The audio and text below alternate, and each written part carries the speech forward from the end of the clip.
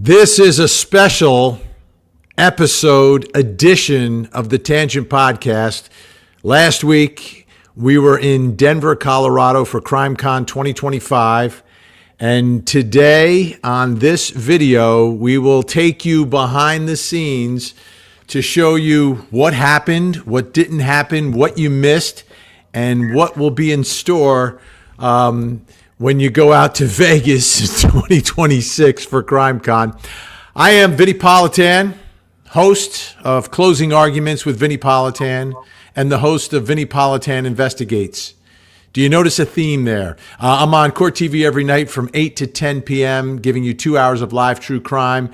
And then together with on this Tangent Podcast, at least once a week. And also live streaming in other random times. With me, Al Wunsch III. Hola, Tangentistas. And the radio legend, the one and only Jonesy. Greetings from Asbury Park, New Jersey. All right, buckle your seatbelts. This is going to be a little different than most. I don't know where we're going to end up today, but we begin with the Tangent Podcast theme song.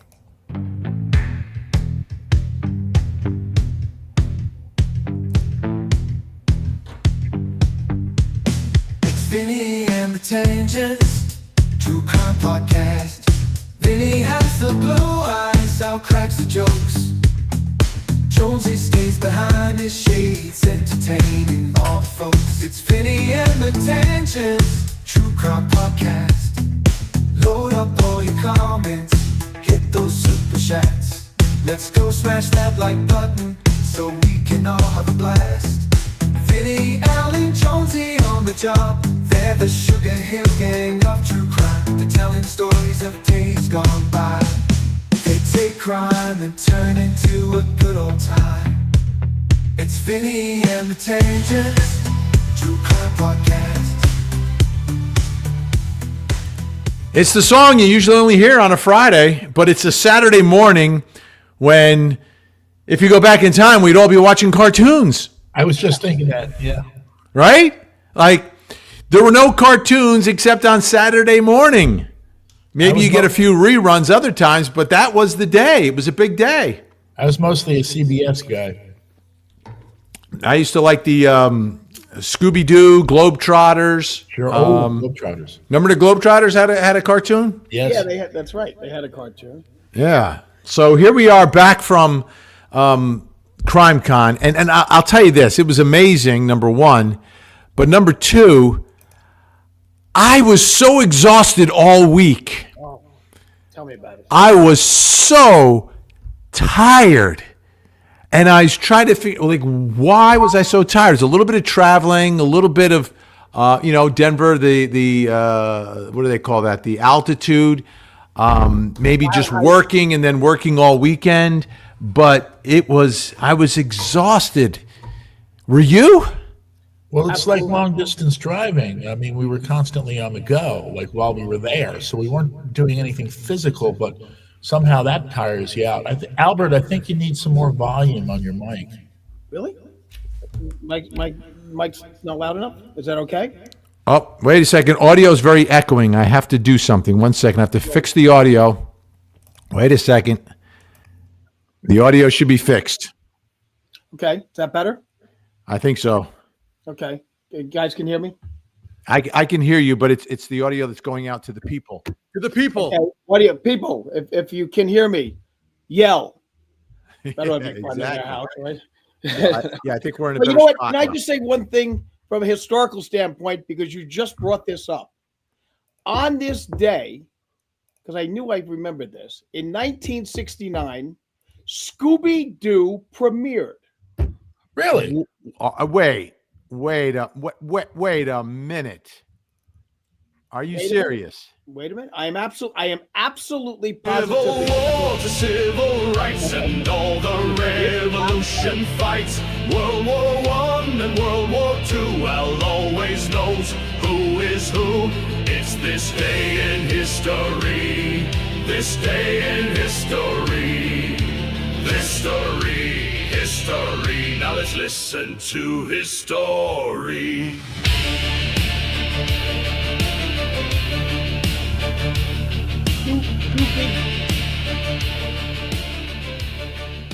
So the 1969 was Scooby-Doo? Scooby-Doo premiered on this day in 1969. Also on this day in 1990, Law and Order premiered for the first time.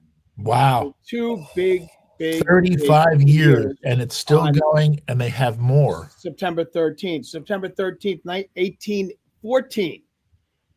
During the War of 1812, Francis Scott Key, who we talked about yesterday, son, Songwriter. witnessed the bombardment of Baltimore and was inspired to write a poem that later became the Star-Spangled Banner. On this day, he watched the bombing of Fort McHenry. If you ever go to Baltimore, go to the Inner Harbor, go to Fort McHenry.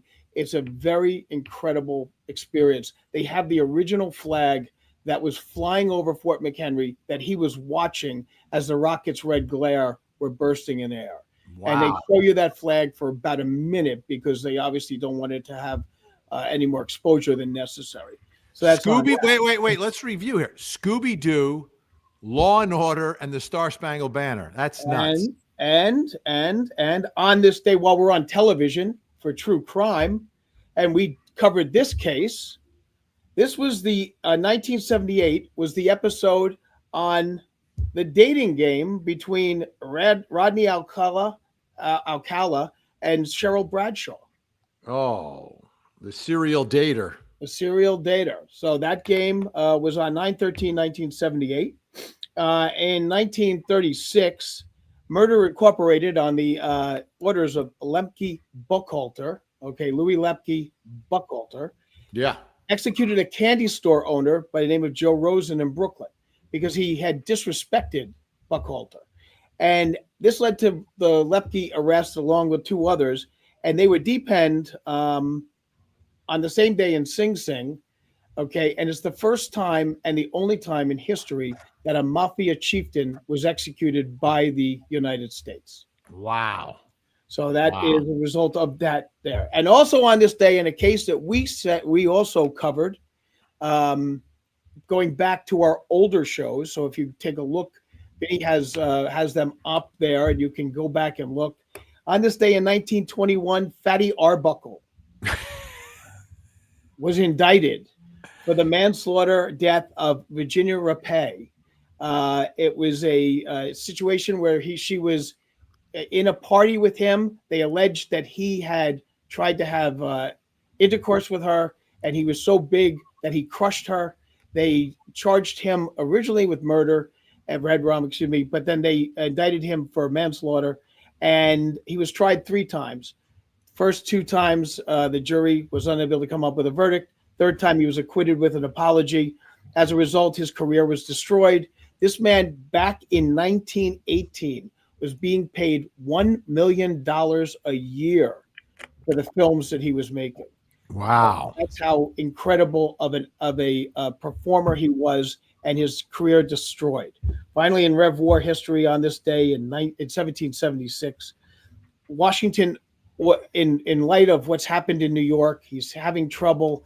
His men are getting all disheartened, sends out a general order to try to get back the morale, to try to get back to discipline and get the army reorganized. And he's able to do that. They leave New York. Unfortunately, they made the decision that they were going to abandon New York. They did. The colonies were unable to, and the Americans were unable to get back New York for another 8 years.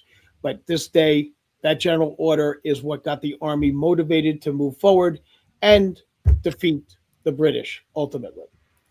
That's it in history. Wow. But I mean, that's a lot. That's a lot. That's a lot. Law and Order for me is a big deal. And, for one part of my life, and Scooby-Doo is a big part for another part of my life. And obviously the Star Spangled Banner is, the song, right? Yeah.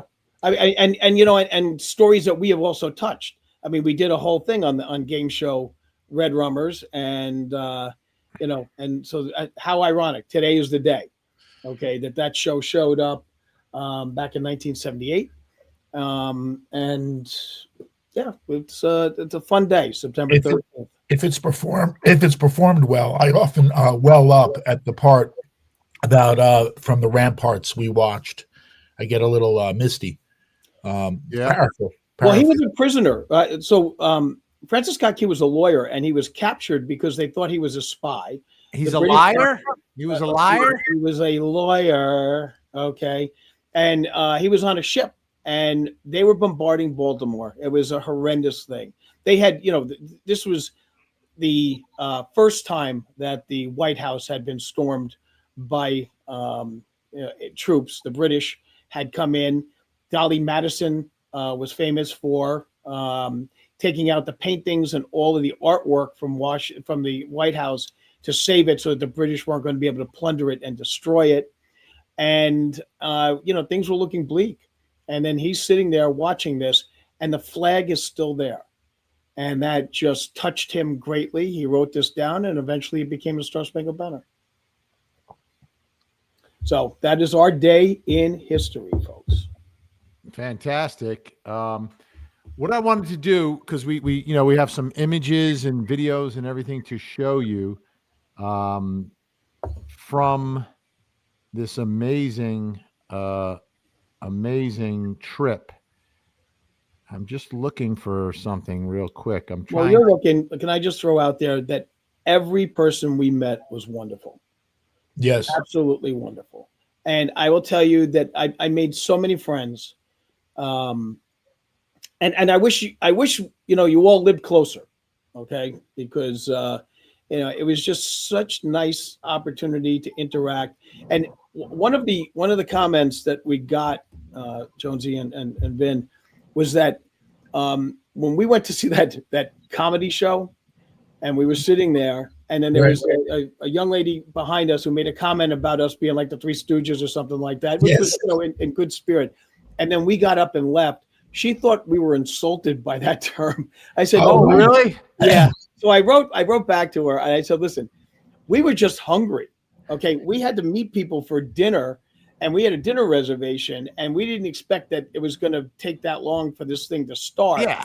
So we had to get up and we had to go. So we were also like pretty close up in the center, and we felt as though if we stayed for 10 minutes, which is all we could spare of the performance, it would look bad that we got up and walked away on the performer, Right. And it's a tremendous show. It's the Wisecrack show. It's supposed to be amazing, but it conflicted with food. Yeah. and we were also meeting people. Right. And we had commitments, but it also conflicted with food. Yes. Deadlines and commitments. Well, the thing about CrimeCon is the schedule. You're running from here to there. You're at the table. You're in the booth. You're on the stage. You're doing a show. That taking time to eat is you have to make the time to eat because there's so much going on. And that particular day, I had just a little bit, and I had enough to get me through the afternoon, but I really hadn't eaten food. I'd just eaten things to make sure my blood sugar wouldn't crash while I was on stage. So I had just different forms of glucose, which is, but you got to do what you got to do. That was the night where I'm going to eat. And so we ate. So let's do this. I want to get right to this. We will start with a video. Like everything else, I got to track it down here. 1 second. Let's go to the videotape. Let's go to the videotape so you have a little bit of an idea of what happened, and then we'll talk about different things that pop up through the video after we watch it. So let's do that. You get comfortable, folks. Get comfortable. Let me see. And then later, I actually put together the top 10 questions that we were asked at CrimeCon. I put that list together, and so at some point we can go over that because I kept tabulations. See, this is the kind of thing I do. As a historian, you have to sit there and you have to try to, take down the history that you're experiencing. And so these were the top 10 questions. So later on, we'll go into that. All right. Y'all ready for this? Oh, absolutely. Let me set the screen properly. Oh, no, Let me set the screen up. I don't want anyone to miss a moment of this amazing thing. I got to take Al out of there, the history. I'm going to remove the history. And we are going to I will present to you, ladies and gentlemen, our first visual presentation. Please stand by. I just didn't have enough time to completely organize because I was gathering all these elements. Merch, no special. That's a prominent line in the song Slim Shady. Please stand by. Please stand by. Please stand by. Here we go. Here we are, folks, behind the scenes, the setup of the tangent table. There's Al and Jonesy trying to figure out how to hang the banner up. Al, is this your first hanging? No. It's her first hanging.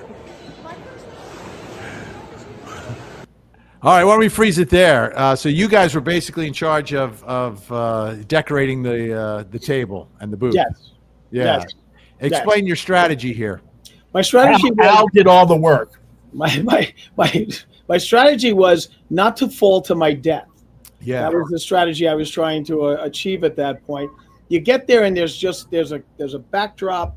There is all this stuff that we've been carting. I literally carted, I think, 73 pounds of candy from New Jersey. And I mean, boy, were my arms tired. And now we're here.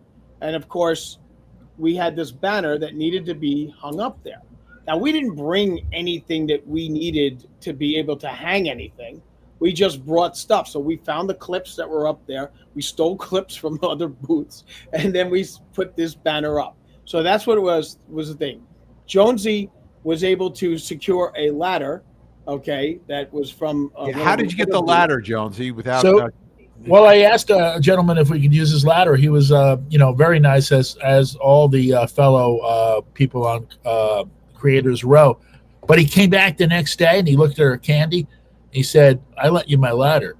Can I have some candy?" So it was an easy deal because the candy was free anyway. Right.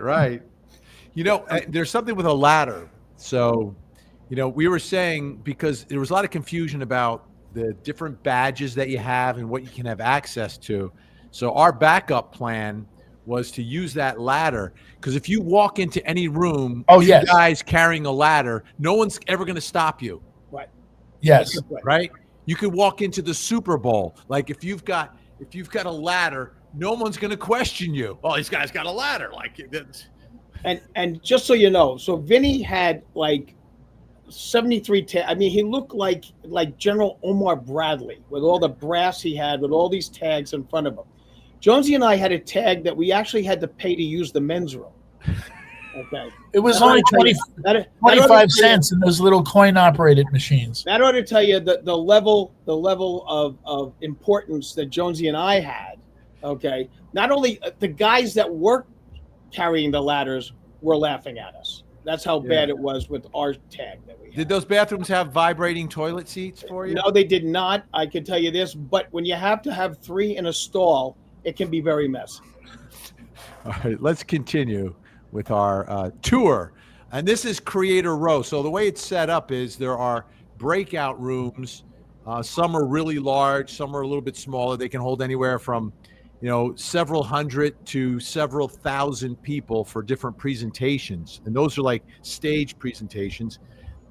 Then they have a room like this where you have a series of booths. Is it booths or booths? No, we went through that whole thing. I went with booths. It's booths.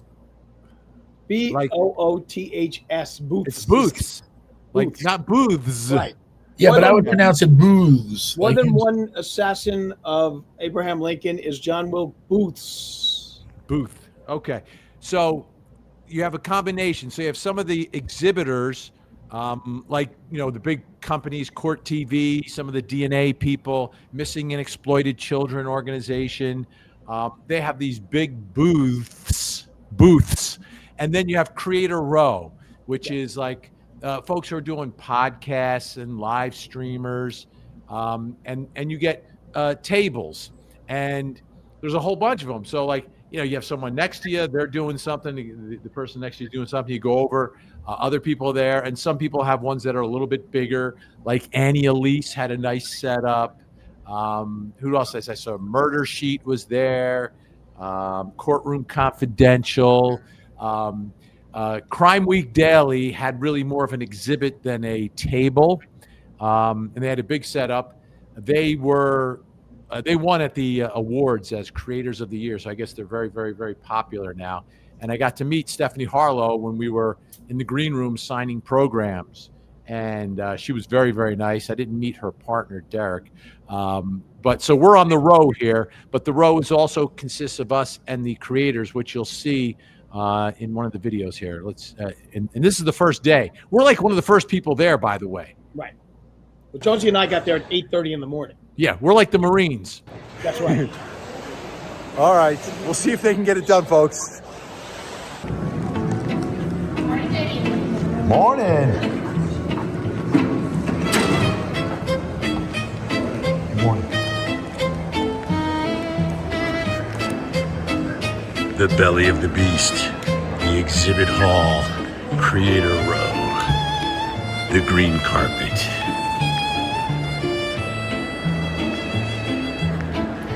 The quiet before the storm.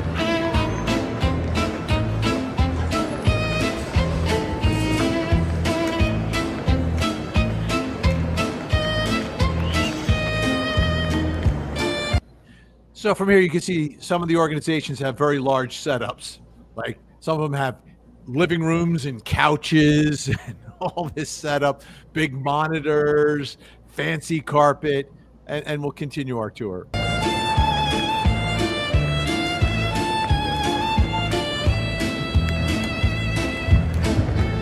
And right around the corner, on the way to the women's room, is the Tangent True Crime Greetings. Good morning. Podcast. So that's our setup, which I thought was nice. You know, we had a little flair, right? We've got our branding. We had a wheel that we would spin for people to win various prizes. Jonesy, what was your take of Creator Row and our setup versus some of our colleagues? I think ours was kind of cool. There were some very cool setups. I think ours popped a little bit with the spinning wheel and the prizes, and yeah, I mean, I had a good old time. Exactly. What's interesting is the way it works is you can go to the panel discussions, you can go to the breakout sessions, you can go to the formal meet and greet sessions that they have, VIP meet and greets. We'll talk about that in a little bit. But then, for most of the day, from like 9 in the morning till 6 at night, you can just wander in here and meet people from your favorite podcasts because they're all kind of lined up one at a time. And you guys spent a lot more time at the location because I had some other obligations. I think I was there maybe 20% of the time. Is that fair? Probably 15. 15. Jones is going to go 15. I thought you were more than that. But I have a question as to the phrase creator. Okay, so yes. we're in creators row. So then how, as a creator, am I denied access to the men's room? That's what I'm trying to figure out. And that's some of your best creation. Like, you tell the creators, I am the creator, and I couldn't get in to see Ice-T. Hey, baby, it's Colorado. The whole parking lot's a men's room. But Joseph, wonderful. And I couldn't get in. We couldn't get into a party. That was interesting, right? The party that night. I don't even know if I have video. But but you know what we did though? As we approached to get into the party, we were surrounded by people, well-wishers, taking pictures of us and everything, especially Vinnie. And so we held court, and it seemed as though we were at the party because a lot of people were hanging out outside the room. And I looked at the security guard's face, and she was watching us, and she definitely figured these guys must be something. So eventually we could just walk in, and it was a little later in the party, but nonetheless, she wasn't going to ask us any questions. It was clear that we had some clout. Well, Right. you had the these things you had to wear around your neck, okay, which were badges and stuff like that. And most of them are laminated and everything else. Jonesy and I had the only two paper towel tags. See, now he's exaggerating, folks. Now he's exaggerating. Paper towel. That's what it was. It was written with crayon. Okay, that we barely were able to get to our room past security. You know, the thing about laminates, I've learned over the years is you wear the main one for the venue, for the backstage, the show, whatever the case may be, and then you could just put on laminates underneath it. The more laminates, the more impressive you look. You could be wearing one for example, this one over here I have from Kiss All Access. You just wear badges and you put the main one underneath, and you look as though you're the man. That would be fun. Next time we go, we just wear, because I have a ton of them from all the trials and things. We wear 1,500 badges. It's in here someplace, you tell them. Yeah, write that down, Jonesy. Let's write that down. Okay, I got another 6 pounds of stuff I got to bring to these stupid things. So this was the kickoff party. So yeah, we and this is the first day. So the first day, it officially opens at noon on Friday, but this is 3 o'clock on Thursday. And from here, after we set things up, we went to the kickoff party. But we went, just outside in the lobby, and then eventually we migrated our way in, and nobody was busting any chops. So it worked. Let's continue to see what's next here. The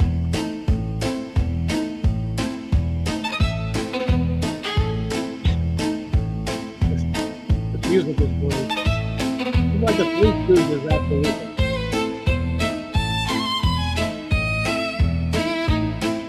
I hear you get a better look at the whole setup.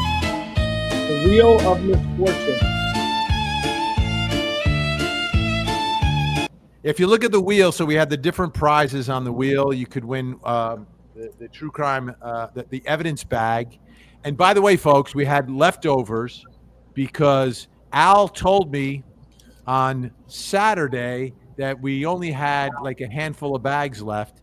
And then when I got there Sunday morning with Jonesy, we unzipped it, and we still had half of the merch there. It was a creator's miracle. No, it was an E3 or whatever you want to call it. So we have some extra merch. So this year, it would actually be E2. I'm E2. 3. You're I'm 3. That's right, E2. And so some of the bags we are going to be giving out during random podcasts that we have. The wheel is disassembled right now, but I'm going to reassemble the wheel and I'm going to have it here handy for us so we can spin the wheel during different podcasts and give away prizes to random people. So we can make this a regular thing now because we have the wheel. So, and we've got the prizes. So we had bags. And business cards. What's that? And we have our business cards. Yeah, we have the cards, but those you have to meet us in person for that. Right. We have balm. We have Tangent lip balm. Strawberry. It has our likeness on it. So whenever I gave someone one, I would tell them every time you use it, it's like I'm kissing you, which they'll probably never use it as a result of that. And it's different flavors. Surprisingly, the Too Real creepy. Parmesan is quite good. That's the flavor I got. Yeah. Ashley, one of our mods from the mod squad, asking if any bracelets are left. Ashley put those together. No, Amazing. actually, But the bracelets sold out. No, they sold out. Actually, that was a big hit. Thank you very much. I mentioned that a couple of times that it was wonderful. Thank you very much for all you did on that. That was beautiful. Yeah, they were really cool. My was- favorite was the one that said Jonesy. There was a Jonesy one. Yeah. And, of course, Ashley Bouchard, a member of our incredible mod squad. The Mod Squad. Keeping order in the chat. The Mod Squad. Spotting trolls who attack. Oh, Gen X is ready and on the scene. Frankie Biggs making sure they're keeping it clean. And Jennifer Soubey telling haters don't be so mean. And Ashley Bouchard on top.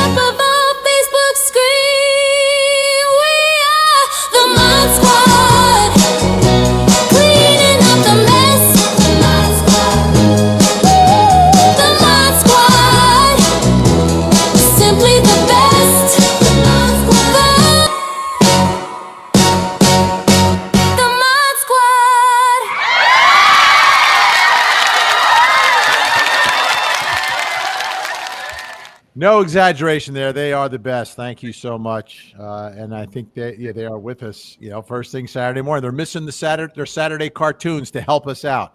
How amazing is that? How amazing is that? All right, let's get back in business here. All right, let me get back to our video.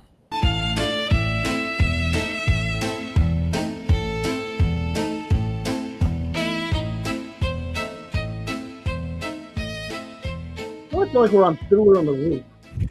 All right, folks, I'm here in the well of CrimeCon 2025. I've got golden tickets to my show tonight I got to give out to some folks. So let's see if anyone wants to come to the show. All right, ladies and gentlemen, I got some golden tickets to my program tonight that I'm going to give away right here, right now, randomly. I've got another one. Who wants to go? Who wants to go to the show? VIP! There we go. To the show. There close my eyes. Right here. All right. Can I give any to any men? Right here. To a man. I got one more. I'm gonna do it like a wedding.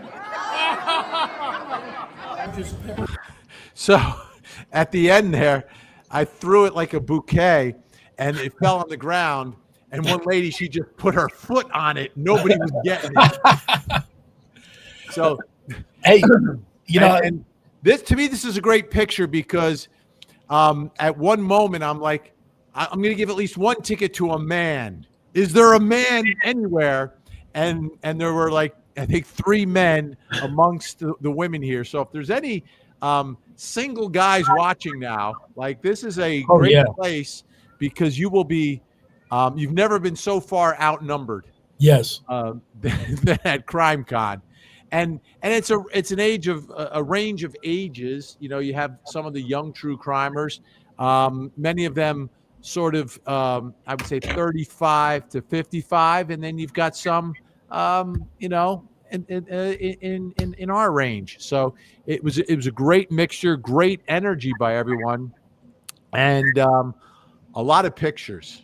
Like I took a lot of pictures. Like personally, I took pictures myself, but like posing for pictures.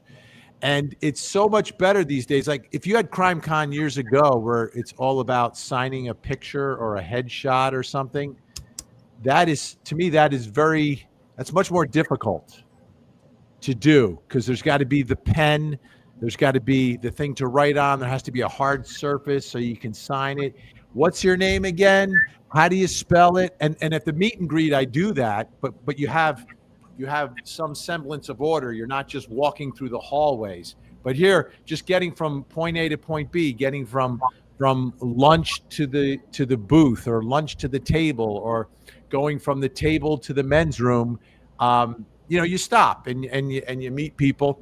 One thing that I like to do that I did, I would like early in the morning, I would go down before starting, maybe because I was still kind of on East Coast time a little bit in the morning. So I was getting up around 7:30. I'm wandering through the lobby and I'd have like, some sweats on or something. And then I would, people are sitting down eating croissants or drinking coffee and just jump down and just start talking to them. And, hey, where are you from? And it was a great way to randomly spend some quality time with people, whether they wanted to or not. I would initiate with them. I wasn't waiting for them to say, hey, Vinnie, come here. No, I would just like sit down and say, so where are we from? And get things going. And where are you guys? What are you going to go see today? And that sort of thing. And to me, that is the most fun way to do it, where I am the one ambushing the folks. Well, Ben, you remember Monday night, I did a little bit of a tribute to you with regards to the way you work a room. That someone like me who, hangs out with a lot of celebrities and hobnobs with them and stuff. People come up and ask for autographs and they say no. Ask to take a picture and they say, no, I can't. I won't. I'm sorry. Okay. But Vinnie doesn't know that word. Vinnie knows I will. I will. I'm happy to. And I said Monday night, and I'm going to repeat it here. Wait. Let me get you, make you larger. Okay. This seems like this is going to be an important moment. So let's get you. Ladies and gentlemen, Al Wunsch. Yes. So I said, like they say, I can't, I won't, I'm sorry. Vinnie says, I will, I'm happy to, and I enjoy this. And I say this now. You know why? Because there's no I in Vinnie. There's no I in Vinnie. All right? He's a man of the people. As we say in Swahili, Chinua Achebe. Okay? Chinua Achebe, a man of the people. And that's it. No I in Vinnie. Remember that, folks. And in fact, if you look at his autograph, I don't see an I in it anyway, so it doesn't really matter. But there's no I in Vinnie. Thank you. I got a Vinnie story that represents, Vinnie is very real on the air, but he's also he's very real in person, and but he's on all the time. And by on, he's real, but he's just like fun all the time, and with few exception, if any. But one check-in set the tone for the entire weekend. This nut job, Vinnie, is checking in. He gives them his credit card. He puts it in the slot, and he claps his hand, and he spins around and faces the entire lobby full of people who may not know who he is, throws his arms up in the air, and screams, "Yes, approved!" And I just thought that was hysterical. Except because you forget to mention that the first one wasn't approved because he had the wrong card. The first one came up, and he goes, "Oh no!" Because I had canceled he goes, "I can't believe I have this card in here." And then it was the second one, and it was approved. So that's why there was excitement, because they were about to. But to share it with strangers like that was just like, it was hysterical. I did get a couple looks there. People didn't know what quite to make of it. I've been approved. We've got to mention that we do have extra of these too. The stickers. These are the official Tangent stickers. So you can stick them wherever you want. Yes, that's like us. You can stick us wherever you want. We've got to get temporary tattoos next time. Oh wow, that's next level. That's next level. But I think we'll do it. All right, let's roll some more video here. See what I have. Excuse me. I'm gonna do it like a wedding. Largest pepper shaker I ever Oh! One more for good measure. Perfect. Thank you very much. Let's do this. Boom, boom, boom, boom. Good stuff. That's perfect. Salt and pepper here. That was the largest pepper grinder I've ever come in contact with, Al. Easily. I have to agree with you. I mean, that was like a long distance, just unbelievable length in a pepper grinder. So folks, remember this when you go to a restaurant. The pepper's free, so take as much as you want. So what did we eat? We went to the steakhouse 3 nights in a row. Right. We ate there 3 nights in a row. I had reservations 2 of the 3 nights. The second night, we decided we were going to go to the steakhouse again. We get up there. There's like, the woman's like, I'm sorry, you have a reservation? I said, no, I have a reservation yesterday. I had a reservation tomorrow. I don't have a reservation today. And the woman's like, I don't know what I can do about that. And I said, well, let me see what I can do about that. So I try to do the old, hit it with the old VIG. Right. Well, did you say, does Mr. Washington have a reservation? No, Mr. Lincoln? We had like 15 people, so I had to jump up to Jackson. Okay, so I was like, reservation for Jackson? Jackson, no. And she looked at me and she goes like this. She goes, I can't do that. I said, listen, you're not going to embarrass me in front of all my friends now, are you? And she said, "All right, let me see what I can do." And we got a table in 15 minutes. We got a table. It reminds me of the Odd Couple episode where Felix tries to bribe John Biner for a parking spot in New York City, and he says, "Will this get me anything?" And John Biner stares at the bill and says, "Yeah, 2 5s and a 10." But yeah, the food was very good, by the way. We had three great meals. Well, the first night, Vinny had a tomato salad. Yes. I had the Colorado lamb chops, which were phenomenal. Second night, But Jonesy, did you have the Rocky Mountain oysters? What did you have? I had 5 tomahawk steaks in one sitting. and we were drinking grunge at $3,200 a bottle. The second night, I had the dry aged steak. Vinny, you had what? Tomato salad. Oh, again. Then the third night, Vinny threw a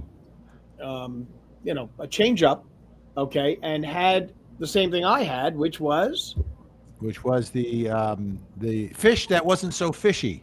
Because when I order fish, I don't want my fish too fishy. I want fish that is not. So what was it? It was a one of those. They give it the fancy name, but it's like the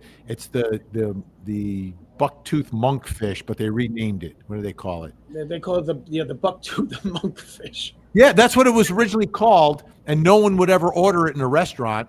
So they changed the name of it to some fancy name. Sounds like it's a fish that was like Chilean sea bass. Yeah, the Chilean sea bass, which is really like the monk tooth fish, which looks like this, but you call it a Chilean sea bass, and all of a sudden it's fancy and everyone wants to eat it. And it was great. I tried things that I never thought I would. And by the way, our dinners were epic, legendary, hysterical. Table full of like 12 people that each outdid the other with their sense of humor. I mean, it was just a blast. But I tried things that I thought I would never try.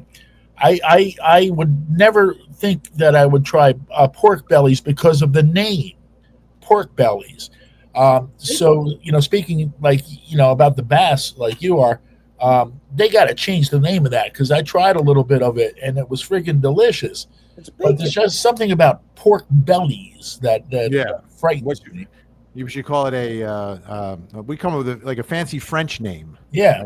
If it was the French name for, if it's the French name for pork, it probably would have worked. All right, let's take a look. I've got a little more of this video to show. Good stuff. That's perfect. Salt and pepper here. Time for another Al One Steak dinner. And look at the table. Tonight, we eat like kings. Here, Kingy. My first dog's name is King Wunch. Tonight, one of you will betray me. It is our last supper in Colorado. The last supper.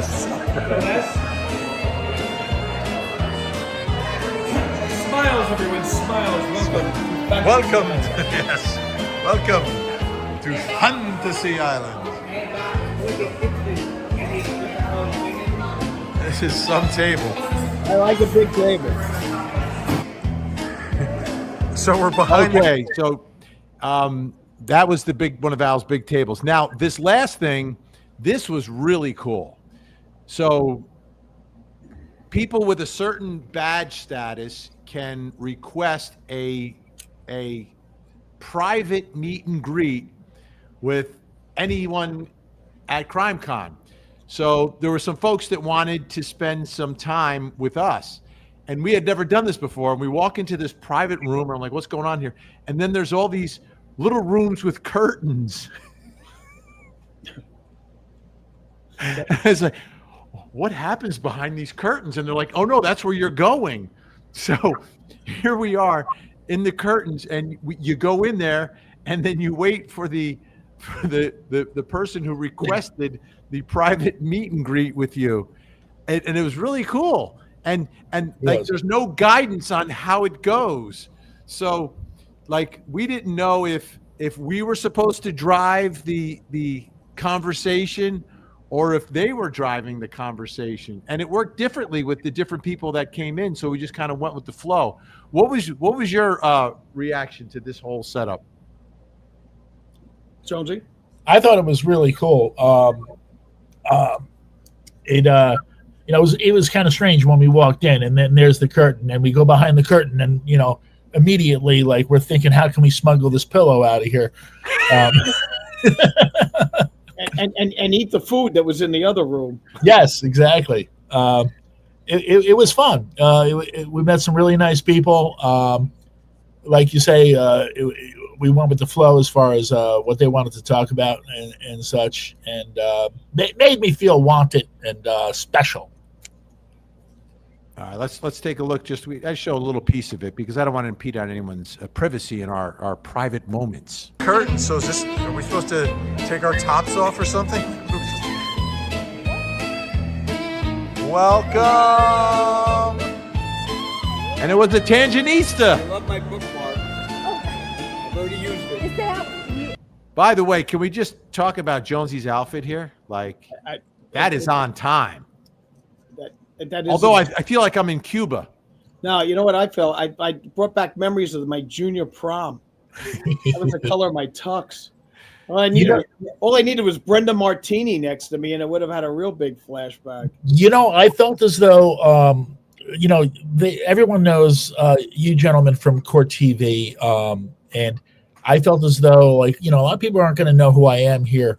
And I always dress up for such events, so I thought I'd make a bit of a splash there. I got so many comments, even when I wasn't wearing that jacket, about it, how cool they thought it was. And the reality of the fact is it was from Hey Band, a mail order company that used to advertise in the back of Parade magazine, and it was like $30 or something like that, And he got 6 set of keys because they thought he was the valet.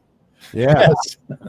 So this is the other beauty of CrimeCon. You can have some personal time with whoever you want, and some people chose us. We were extremely flattered and thankful, and No doubt.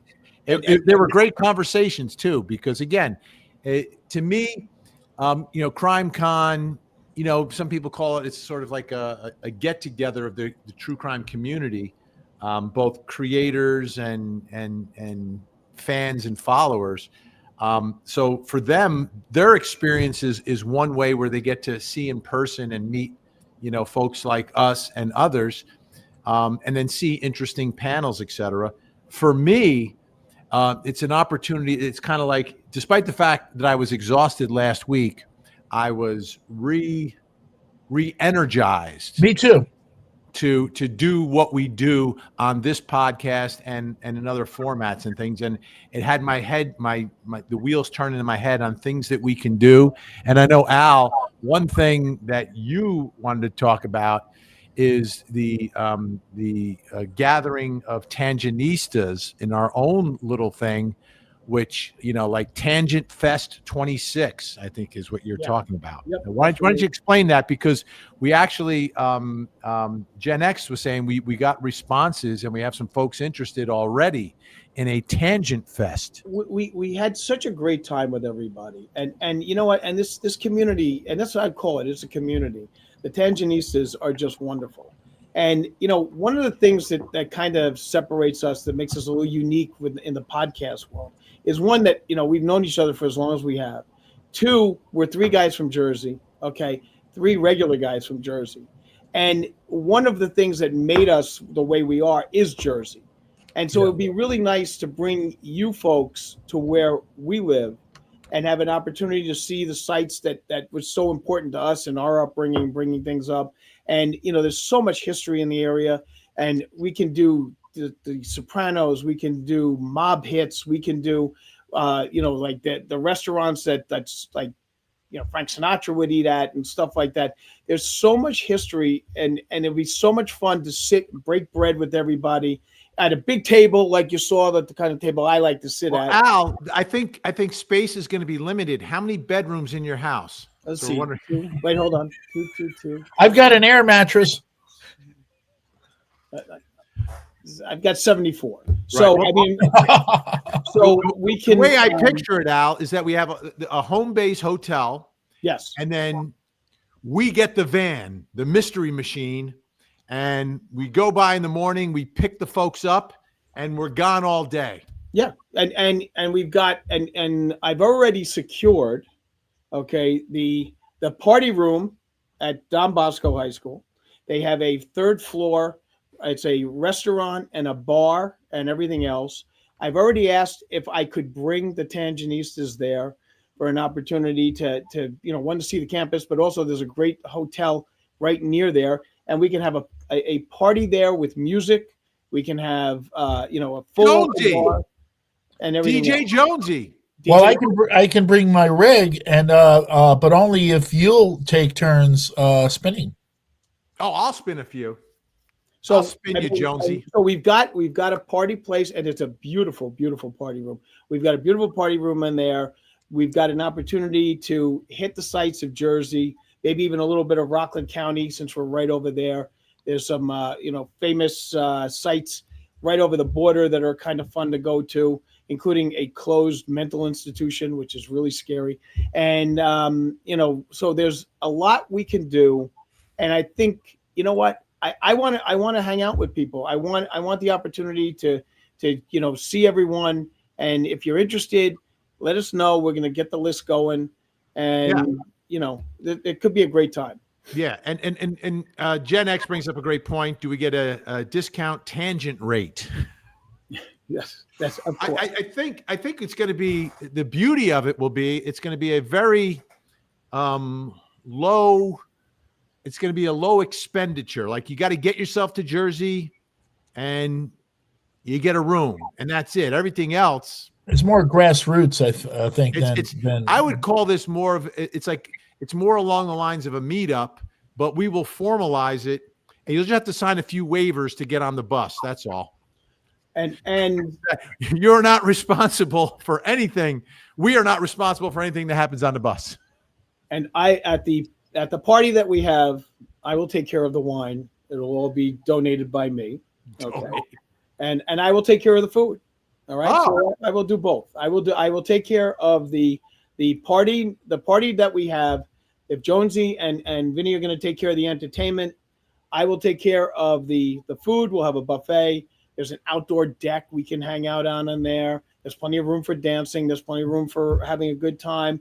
There's the bar. The bar will have incredible wine, and we'll have white and red, and we will, and even champagne. Yeah, it'll have to be on a weekend.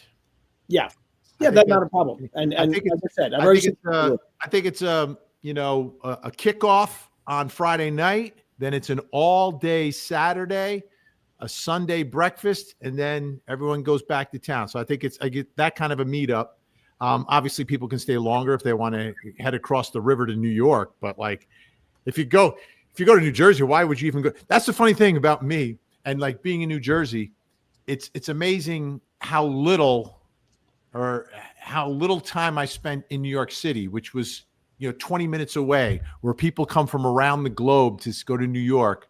But the experience we had growing up and doing everything in New Jersey, like, there was so much there, whether it's, the beach, sporting events, concerts, restaurants. Like to me, the New Jersey culture was great. And New York, we would go, nice special treat. It was like a big deal to go there, but it wasn't like we were jumping over the river all the time to live our lives. So, and we'll absolutely have a big kind of true crime undertone in everything, but I think everything is kind of in place that we can make this happen. I agree, and we don't need a big crowd. We don't need 400 people. It would be nice. 400. That's a lot of bottles of wine, Al. I've got a few in my collection, man. Right. I'm not gonna be able to drink them all, so I got to do something with them. We could take a nice group picture on the steps of the courthouse where Al and I cut our teeth. That's right.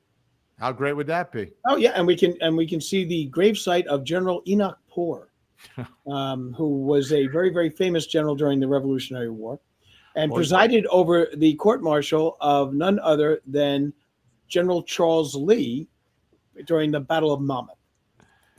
And Angel Fire says the double Dutch bus. The double Dutch bus, yes. Can we go to the Route 21 projects where Aunt May was mugged? What? My Aunt May was mugged on the Route 21 project. Aunt May, I'm like trying to figure that one out, like from the Revolutionary War. No, Aunt May, I don't you know. were mugged on the beach. You were mugged on the beach. I was mugged on the beach of Asbury Park. Yeah. Yeah. All right. I've got another file to show folks. This one is going to be pictures. Let's see if we've got Pictures. Images trapped in time, as if to say, I was there. I meant something. Let me get to the CrimeCon. I got picture postcards. All right. I think this is the one that has most of the photos, I think. All right. Hey. And this is kind of a sampling. This was the show. This was the big show. So can I say something about the show? Yes. Live audience, what a great rush that was. I mean, just incredible. The live audience and everything else. So now, like, I'm with 3 people, you know, who nice people, but don't really know Vinnie and I that well, and the way we react and interact with each other. So I'm in the audience, okay? I'm hanging out in the audience. I'm talking to everybody. And there's this woman behind me hitting me on the head going, "You're in my seat. You're in my seat. You're in my seat. Get him out of my seat." And everyone's like, "Oh, well, he's on the show," and everything else. Well, he's in my seat. So I got thrusted out of there. It was limited seating. But it was then, limited seating. And then Vinnie did a meet and greet where I walked over and I just was astonished that I got a chance to see him in person and a meet and greet. I said, like, "Oh, Vinnie, I love you. Your eyes are so blue," and everything else. And all of a sudden, Courts TV security came and removed me from the premises. And the women are online waiting, and they're going, "Wait a minute, he's on Court TV." But apparently, Court TV hired some people, I guess, that are locals to kind of staff and things like that. They had no idea. Okay, next thing you know, I'm being escorted out for causing a ruckus. They're like party facilitators at a bar mitzvah. Yes, that's exactly there to get the crowd going. Debra Miller, Tangentistas rock. Thank you so much, Debra. All right, let's continue with some of the photos here. And Al was really very aggressive with the suit. Yes. It's almost as if he was representing John Gotti. Well, you know, Vin, I had to do something special, right? Had to do something special. It's a live audience. You know, you don't want to be, you know, in a regular suit that I wear. Or I don't wear a suit when we're on TV, but you know, a regular thing like that. I wanted to show my appreciation to the audience, that I respected it, and I had, you know, a great suit with a wonderful pair of socks. Fantastic. My mother still complains about. Ali 90211, thank you so much for the super sticker. And meanwhile, Alicia saying, "Gen X, that's amazing. 2026 in Jersey." So yeah, get ready, folks. We'll have to have a dramatic big announcement when we try to lock in a date here. I think the way we'll lock in the date is we've got to coordinate schedules amongst ourselves and the mod squad. Yes. All right. Let's see. What do we have here? All right, let's keep it rolling here. This was, I think this was the photo. This is when we're outside of the kickoff party. Yes, I think you're 100% correct. Yep, that is the party we were not allowed to go into. Right, the party we went to without a ticket. This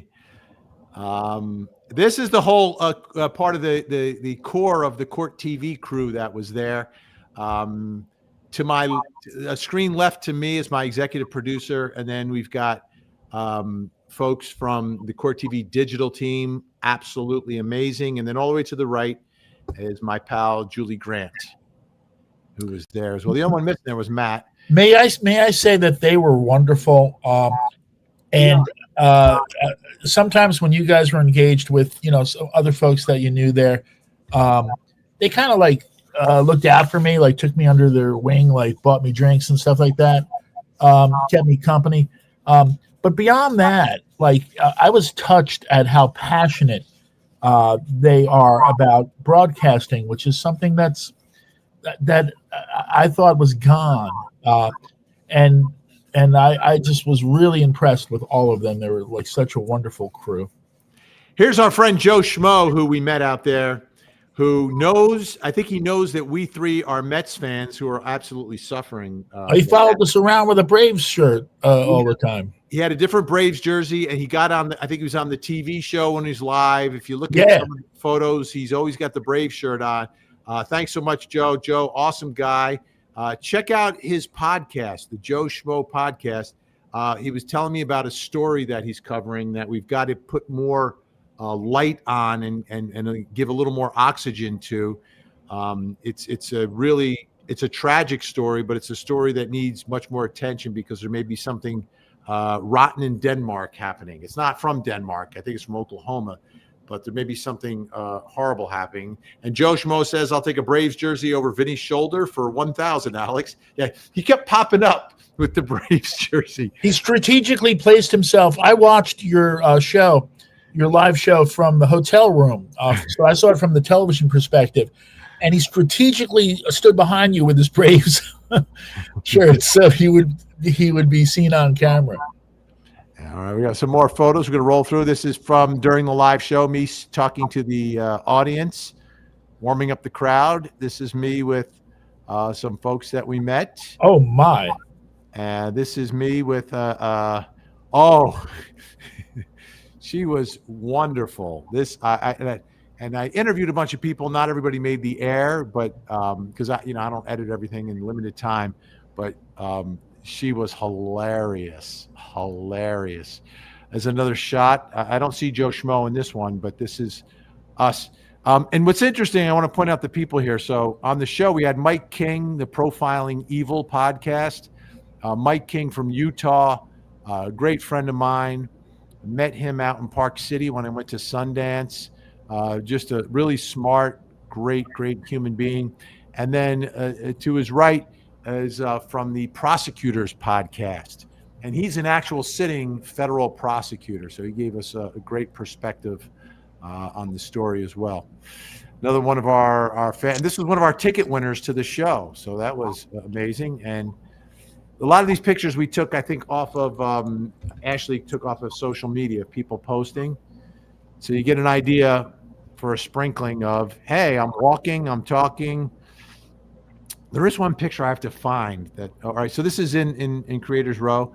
And that's the interesting thing. So posing for the pictures when you're at the table, you got to move in and out from behind the table. So I think we sort of rotated who would be, kind of in the walkway, meeting and greeting and bringing people in. And then someone had to be there for the wheel. So it was good. It worked out really, really well. But again, you notice overwhelmingly it's women. This, I believe this is the young woman from South Philly. Yes. That I met. And, I talked to someone in South Philly, same age range as me. So we started talking about dance music because, I was in the dance music business back in the day. And yes, she knew the exact music I was talking about. This might be a repeat picture.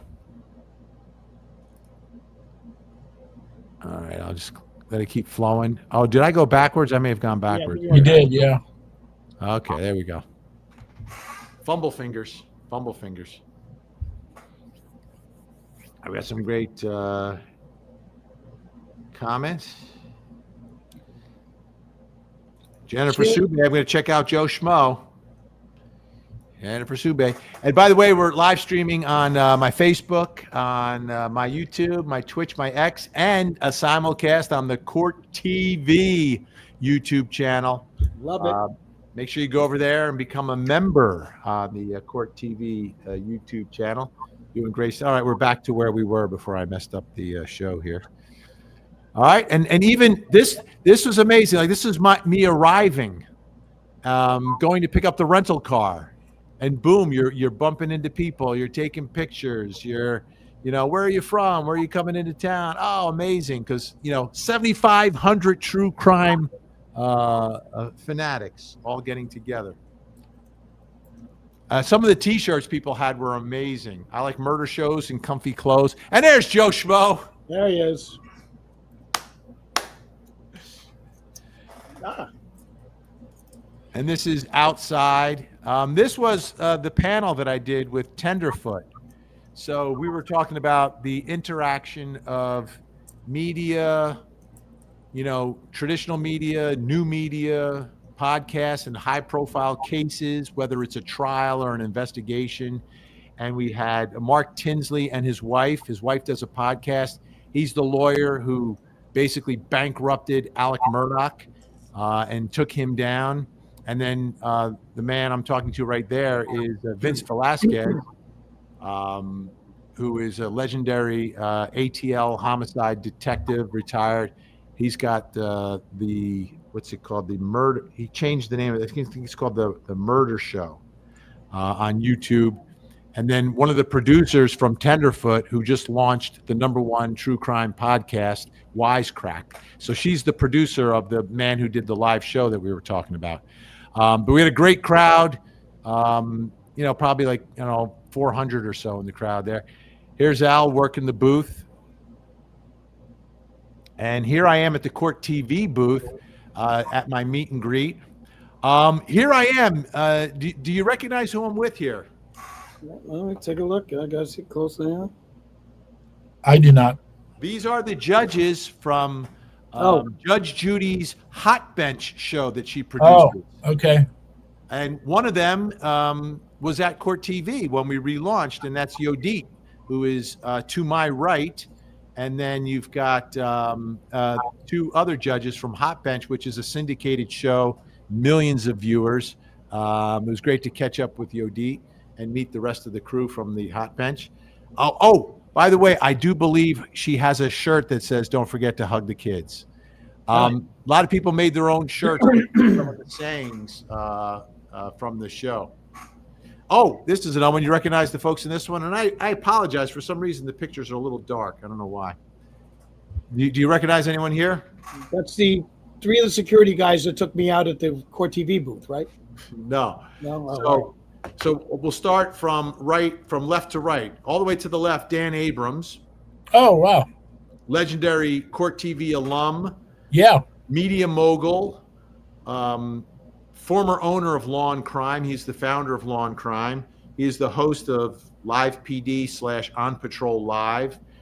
Senior legal analyst for ABC News.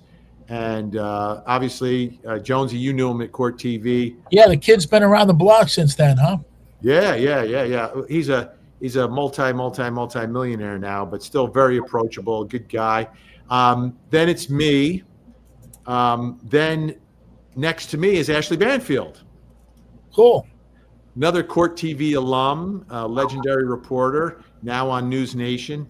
And the two gentlemen to the right are the two co-hosts of On Patrol Live, and they have huge muscles and are members of law enforcement with huge muscles. Like these guys are very strong, super nice.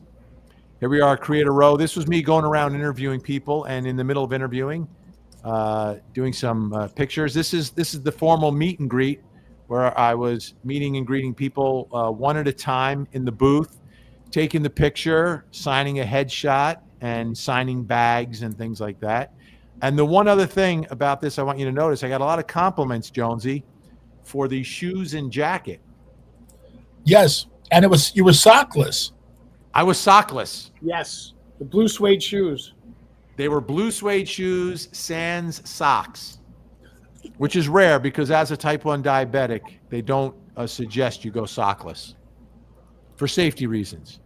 But since I have it under good control, I'm okay with it. This is a detective from Los Angeles, another one of our fans. If you ever had that problem again, there was the fellow in the booth next to us that gave us some of his merch, and they were socks. They were socks, yes. So if you ever forget to pack socks again. Yep. This is the host of Pretty Lies and Alibis, a guest on the show, great podcast. Make sure you check it out. Her table was around the corner from ours. Checking out some of the questions here. And again, right, this is a good shot here because you get an idea of the number of people. And this is like just all day long, all weekend long, dozens and dozens of people making their way from room to room, back and forth, grabbing pictures and talking to folks. I don't know why the pictures are so dark. That's really got me puzzled here. Anywho, more pictures. That's on stage. That's me laughing. You see right here, taking that whole theme of taking crime and turning it into a good old time wherever we go, the Tangents. That's with Vince Velasquez. Some more pictures. There's a Jonesy shot. Look at that. That definitely looks like The Undertaker. The Undertaker. Somebody told me I looked like Hank Williams Jr. Yes, I was there for that. And I got back to the room and I looked in the mirror and I'm like, damn, I look like Hank Williams Jr. Yeah, for sure. And then part of it's the tie, right? It's the tie. Yeah, the bolo, I guess, but also the beard and the hat. The beard and the hat, but the tie is the fine. This is Laura Matthias from Hidden True Crime, Susan Hendricks, HLN alum and journalist, and this is Stephanie Harlow, who won Creator of the Year with her partner Derek from Crime Daily or Crime That's Weekly. cool. Crime Weekly, but I think it comes out more than once a week. I think, but they call it Crime Weekly, which is absolutely awesome. So I'm so glad we got this picture. That's great. It's like me with the celebs. Big time. Big time. Oh, this moment. Can I tell you about this moment? It's still Thursday. I'm walking down the hallway. I get a text message. Verdict reached in the Donna Adleson case. Oh, right. So I grabbed my phone and I put on the YouTube, the Court TV YouTube stream of the verdict, and I'm watching it and I'm noticing all of a sudden there's people surrounding me. So like spontaneously, me and like 20 people are watching the Donna Adleson verdict live on my little phone. Just a classic CrimeCon moment. I mean, that's just not going to happen anywhere else because like everyone was interested and people were like, hey, what are you looking at? I said, the verdict's in. And as soon as I said the word verdict, people came around and we started and we watched Donna Adleson get convicted. You know, in my line, I call those radio moments, like when you're in a driveway, you can't get out of the car because of a song or whatever the case may be. That was a television moment, but these days television will travel and you can watch it on your device. Everyone crowded around watching it is very cool. And Debra Miller, they got the verdict right. No winners in that one. And that comment coming from one of our great fans, Debra Miller, who is joining us. And this crowd of folks, it was interesting. And if you look, you've got the Court TV digital team recording on their phone, us watching the verdict on my phone. That's 2025 in a nutshell, right? 2025 in an absolute nutshell. Where do we go here? 1 second, folks. I've got to find something. Where is it? Here we go. I've been...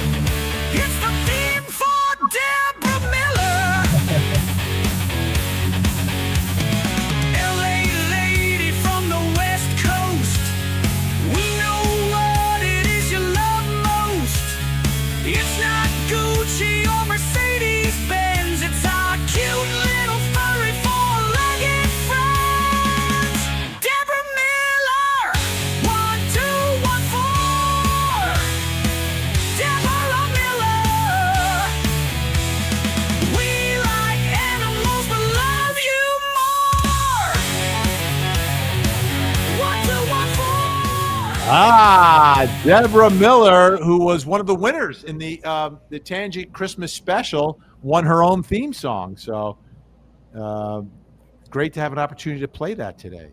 Nice. Awesome. All right, let's Nice, get back nice. to the... Hey, can I share a quick airport story? Yes. Okay, so don't judge me on this because I had my reasons, right? But I take a taxi to the airport. Everyone's gone. I get out. I go up to the baggage drop, and as I'm walking there, there's an old couple going by. One has like a walker, and they're going to get there before me. And I'm thinking in my head, they're going to beat me on the line.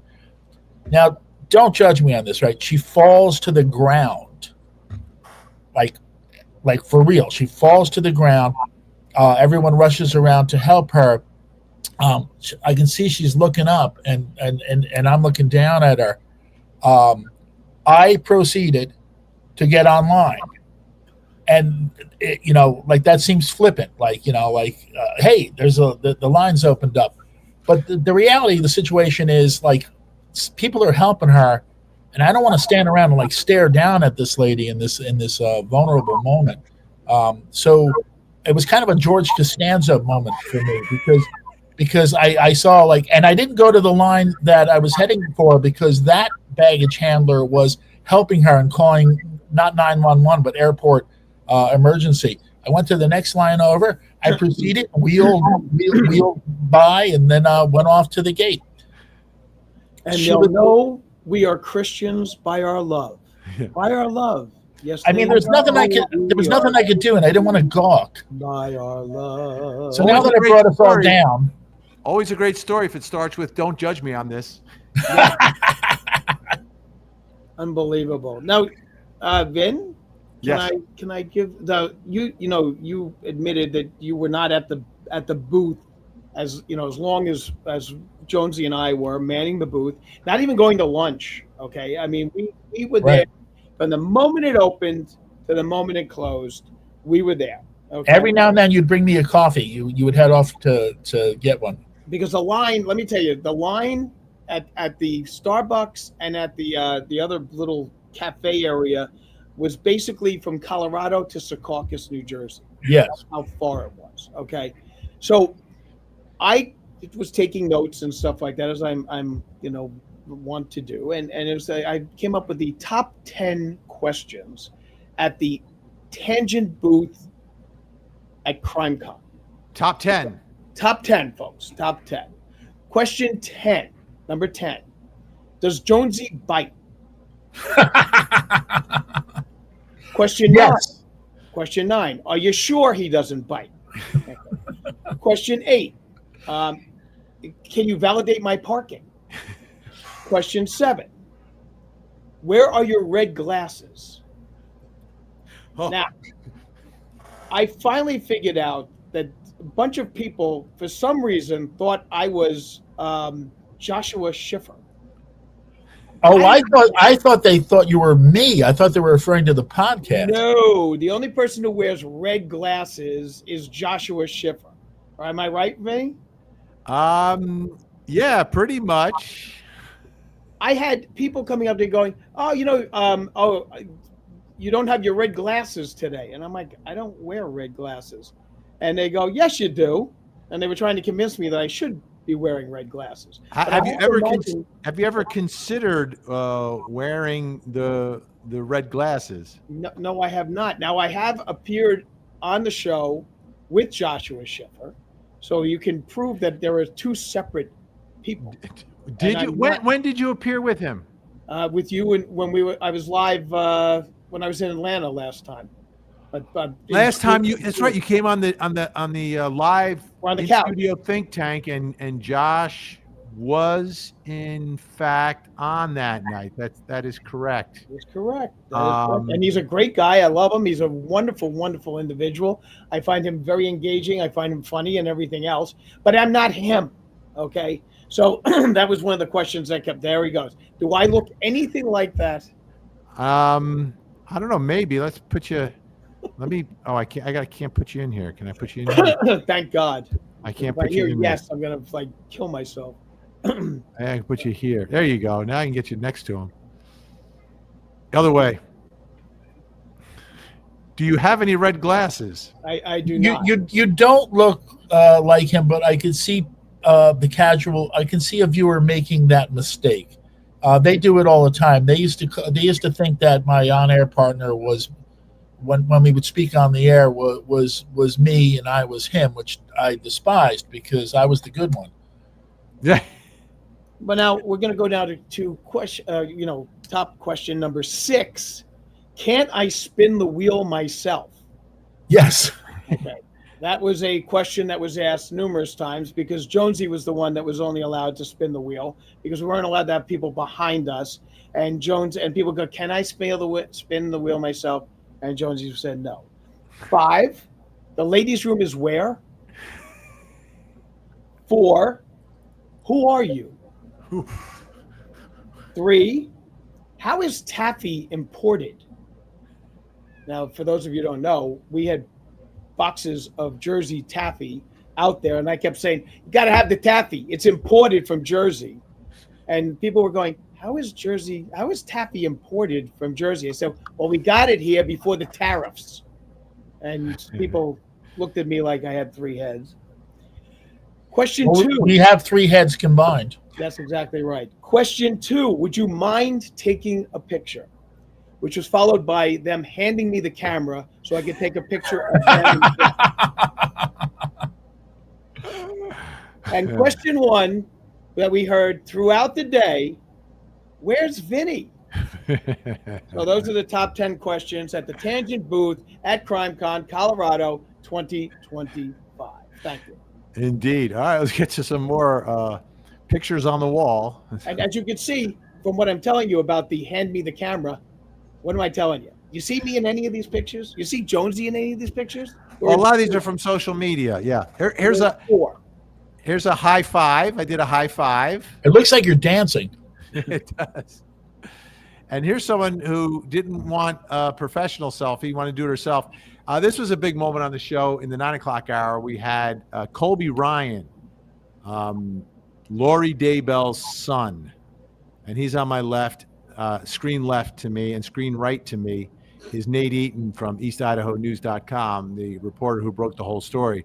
But Colby Ryan speaking about his mother, Nate Eaton on the air delivering a message from Colby's mother to Colby, because Colby does not speak with his mother, but Colby's mother, Lori Daybell, does email Nate Eaton very often, found out that they were going to be together at CrimeCon and sent him a message to deliver, and he delivered it on the air.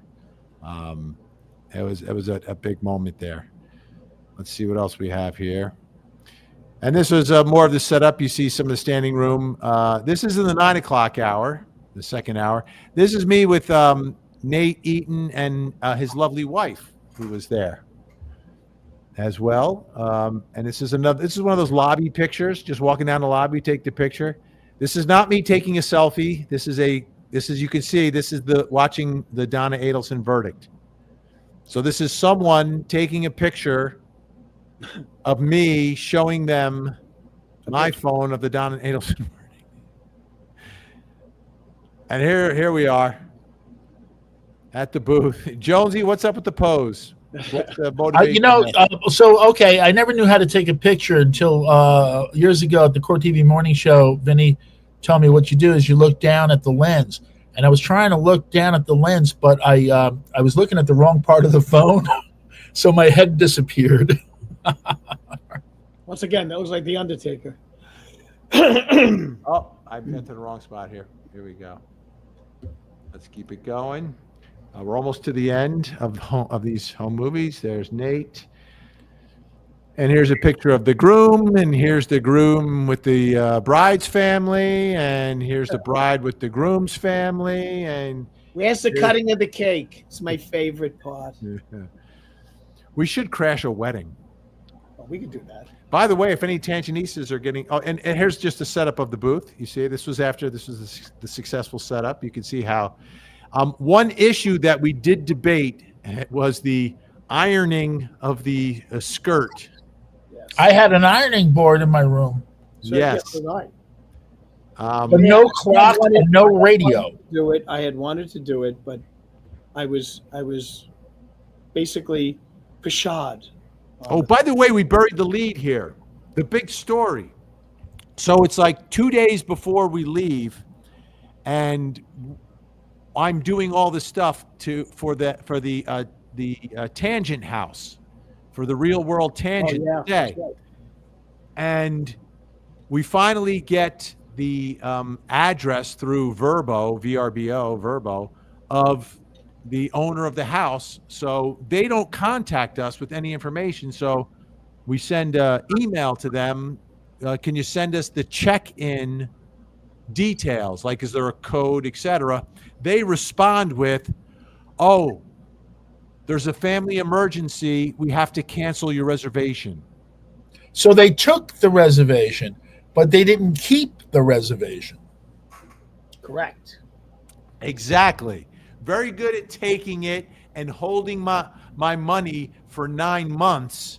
But so they probably got interest on it.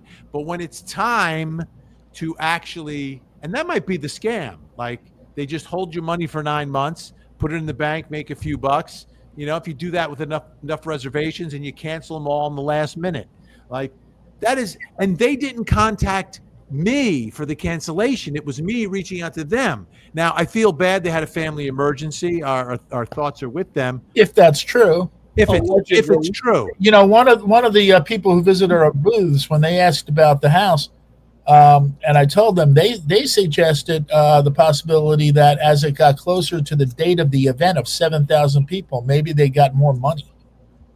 Very possible as well. Very possible. Bait and switch. That would be a bait and switch.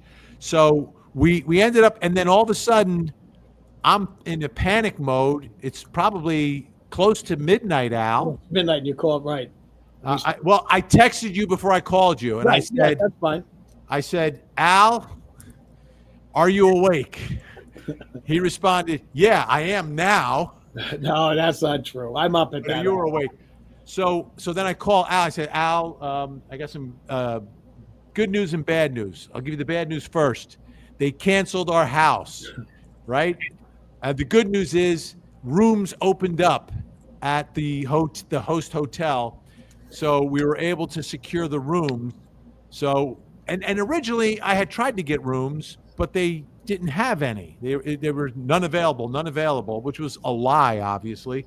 And then they opened them up right at the end. Obviously, jack up the rate, whatever." But it worked out better because the truth of CrimeCon is and was that I never left the hotel. Right. I had to force myself to go outside one morning just to smell the crisp air, just because it was nonstop. And it's a sprawling hotel, but I never left. It was a I blessing. never left the hotel. It was a blessing, because that it would have been a nightmare to have to try to commute back and forth. Yep. And do all the stuff that needed to be done. It would have been a real mess. So it worked out. It worked out absolutely. But not only that, a lot of the meeting people and hanging with the people was in the lobby, was after the event, was at the bar, was wherever the case may be. So, being there all the time was actually kind of cool, because the convention and the vibe that the good vibes that we were getting from it went on and on and on throughout the night.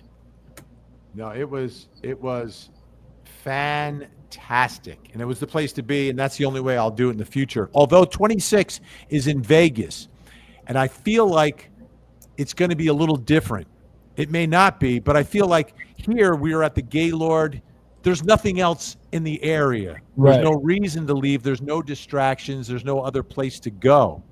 But if it's in Vegas, there's a million things to do, a million places to go. But the way CrimeCon is, you don't want to. But I wonder if it'll be the same concentration of people, or if people will filter out. They go to see, I don't know, maybe they go see David Brenner. No, he's not. David Brenner. You know what I mean? Okay. Jackie Green. You go to see a comedy show. You go to Dean and Jerry. You want to go see this. You want to go see that. Righty. But so I don't know if the vibe will be different in Vegas. I think they've done it there once before, but it may have been close to COVID, so it may have been different anyway. But there's so many distractions there that I feel if I went there on a Thursday, I'd be distracted to go to and do other things, or go to a show, or go to a restaurant over here or over Well, there. here's the thing, though. We had opportunities, we had ideas and thoughts on things that we could do, but we just didn't have the time. We didn't have the time. All of Colorado I saw was the view from my room, and I couldn't see the mountains because of the haze, and the parking lot. That was essentially it. I didn't see the Rocky. I had a room that had a rocky view, and Well, I had no view whatsoever. So it seemed to me to be a clear day. It was very nice weather, but somebody told me, "I'm sorry, you can't see the mountains." And I'm like, "What are you talking about? It's all flat here." And he said, "Well, your room, you should be able to see it, but it's too hazy." Because there's fires. There's fires in the area. Oh, is that what it was? Yeah. Yeah, but the land was very, very flat. Yeah, it was like, not what I expect from Colorado. No, but we were elevated. I was elevated. So this is Matt Johnson, Court TV, all the way on screen left. David Scott, Court TV, hosted the show Interview with a Killer. Then Julie Grant, and then me. And this was one of the nights. Very nice team photo from the Court TV on-air talent. There was a couple other photos I wanted to show. I don't know where. Did you notice? Did you gentlemen notice that the hotel was very much like The Shining? And Gina saw some pictures of it, and she said that she thinks maybe it was patterned after that, even though it was built so much later than that historic hotel. In what way? In what way do you mean? The long hallways. Yeah, and the grandiosity of it. The chandeliers, the ballroom. In the bar area. The dead children twins. Yeah, the twins. The kid on the tricycle. Lloyd. The lady in my bathtub. The decomposed old lady in my bathtub. And the bartender named Lloyd. Right. Momentary loss of muscular coordination. Per second. Don't go to room 237.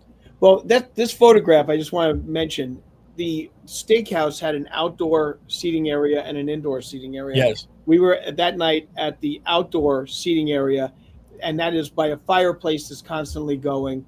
And so just a beautiful, beautiful setting and a great picture, by the way. Yeah, I have one more photo I want to show. I don't even recall our being outdoors that first night. That's the second night. The second night, it was such a whirlwind. Yeah, it was the second night. 1 second. I have one last picture I have to show. It was a fun picture that I took. Did you also notice that we ate so late and so long that every night when they presented the bill, the lights would go on in the entire house immediately? I hate to tell you, that happens to me at every restaurant. Okay, that happens to me at every restaurant. I'm there. A dinner is a meal to be enjoyed, and I do that. Oh yes, come on, Dan, give me a little kiss. So, you were talking about people came up to you and said, "Oh, where are your red glasses?" A woman came up to me and say, "Dan Abrams, can I take a picture?"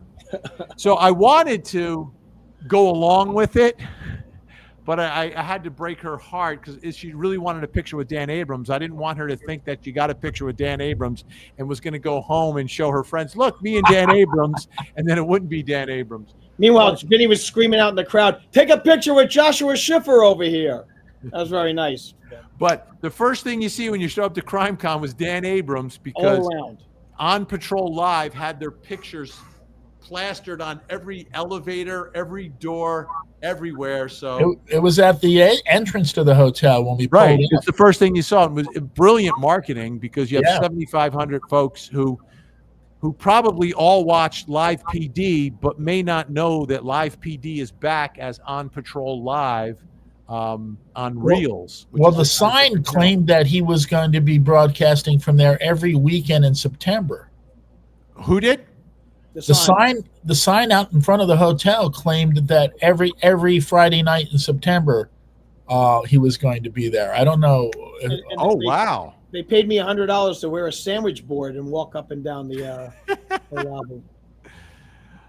All right, so we're just about out of time here, gentlemen. But I did want to remind people that you can get some of the great true crime merch. This is one of the new items. It's a not guilty on front.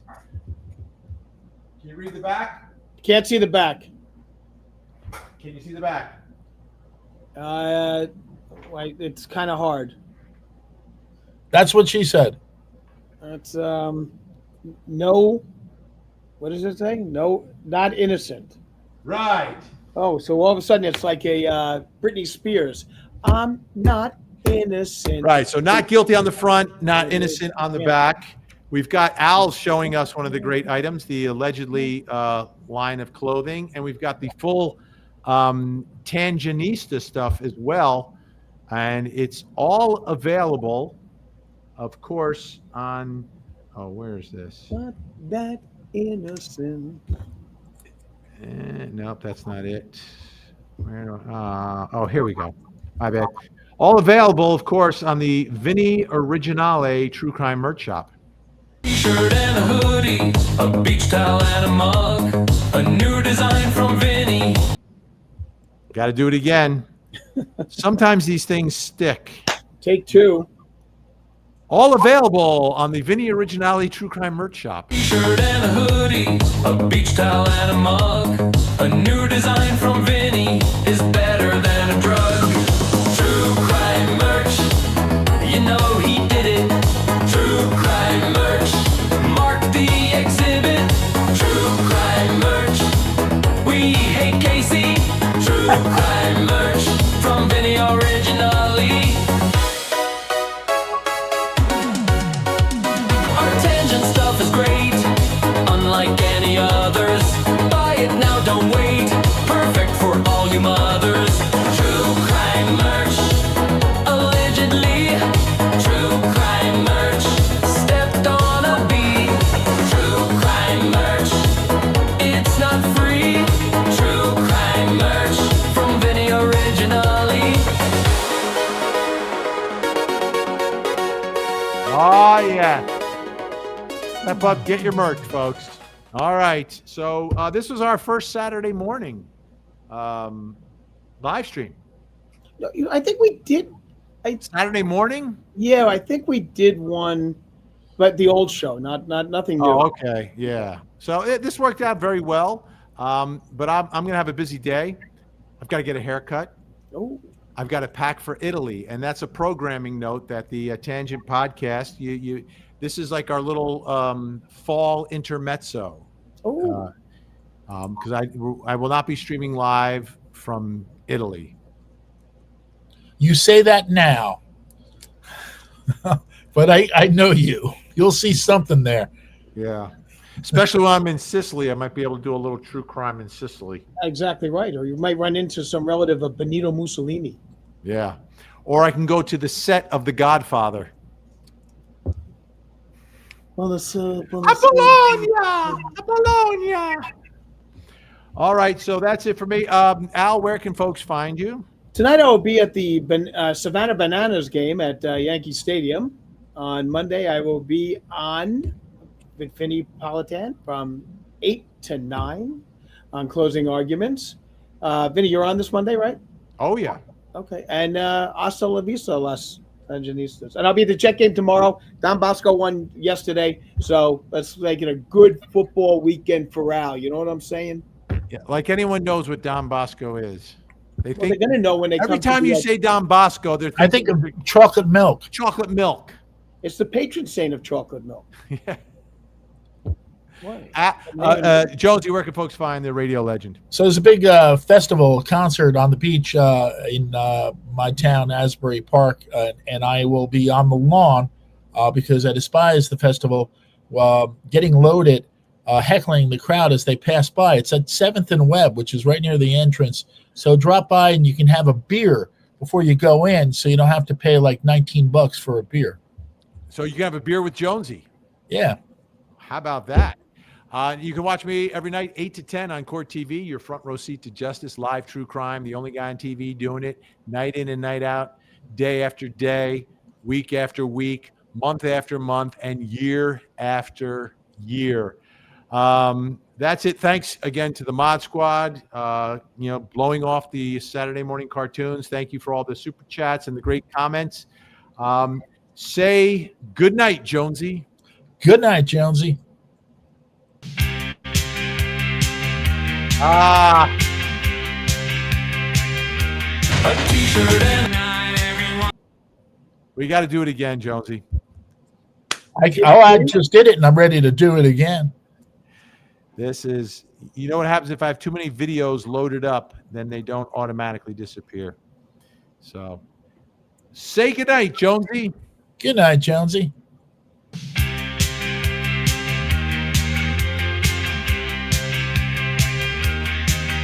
Good night, everyone. Good night. Thank you for all your support.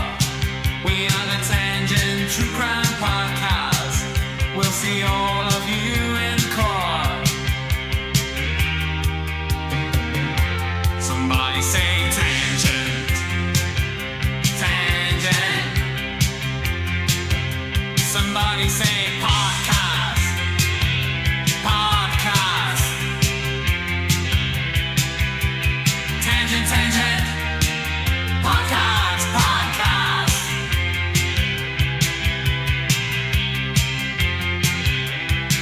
This is the Tangent Podcast. Good night, everyone. Good night. Thank you for all your support. We are the Tangent True Crime Podcast. We'll see all of you